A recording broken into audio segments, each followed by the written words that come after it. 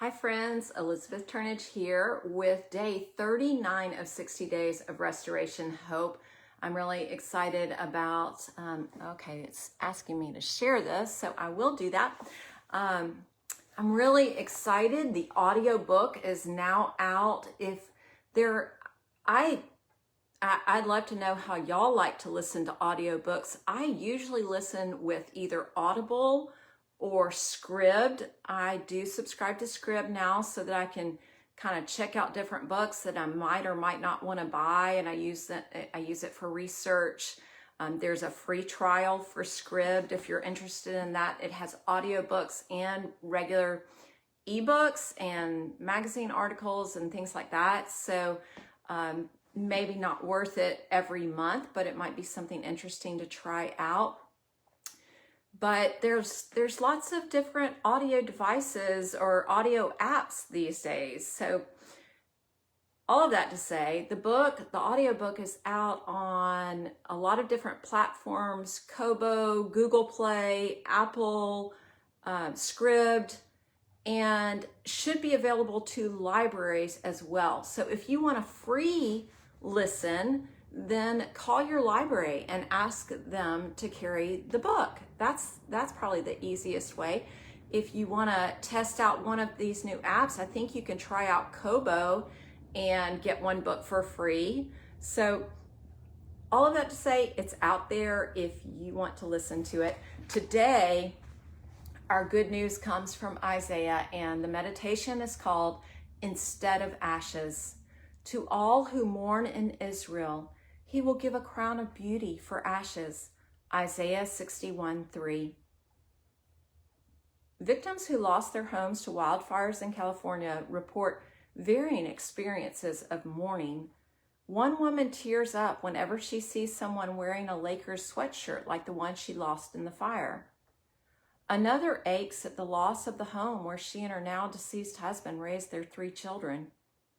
Whatever disaster we experience, it is normal to mourn our losses.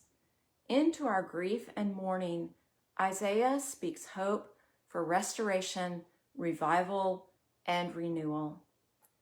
Isaiah warns Israel about the pending consequences of their rebellion, exile to Babylon. Yet even as Isaiah prophesies the coming disaster, he shares the good news of a coming day of restoration. In Isaiah 61, Isaiah announces that one day the Anointed One will come.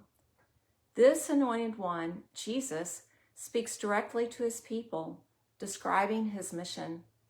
Imagine the Lord Jesus speaking these words to you, saying something like this: I've come to bring you good news, riches for your poverty, healing for your broken heart. Isaiah 61:1. I've come to free you from the prison of abuse and oppression, as well as the prison of your own sin. Isaiah 61:1. I've come to destroy your worst enemy, the evil one, and all who have done harm in his name. Isaiah 61:2. I've come to comfort everyone who mourns. That includes those who mourn their own sin and those who mourn the sins of others. That includes those who mourn loved ones lost early to death, family homes lost to disaster. Isaiah 61:2 and 3. I've come to bring you out of exile to take you to your forever home with your loving Father. Isaiah 61:4. Imagine the comfort of such words whispered into your broken heart by the Lord Jesus himself. He has more good news. Instead of ashes of mourning smeared on your head, you will wear a bejeweled crown befitting the bride of Christ. Isaiah 61:3. Instead of streaks of tears sullying your face will shine with the oil of gladness and the hope of restoration. Isaiah 61:3.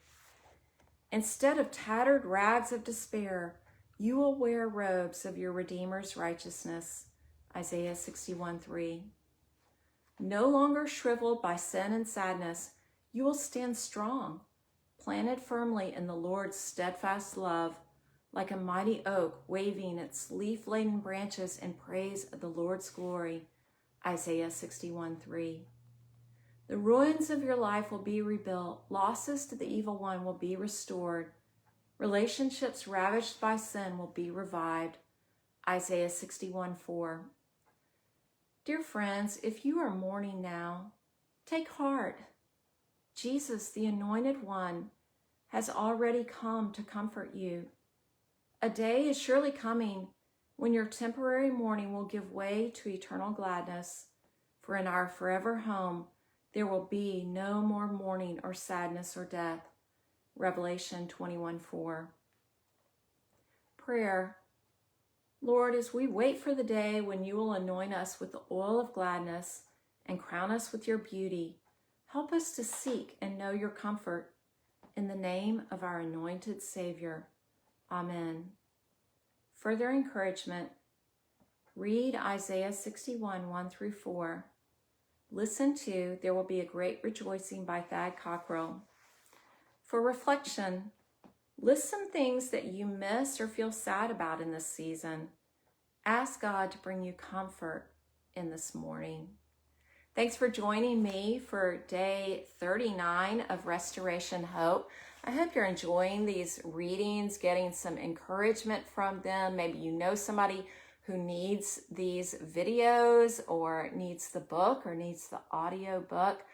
If you need prayer, please feel free to message me. I am praying for people who hear this, that they would discover the hope and peace that they need in this season. I will be back tomorrow. See you then.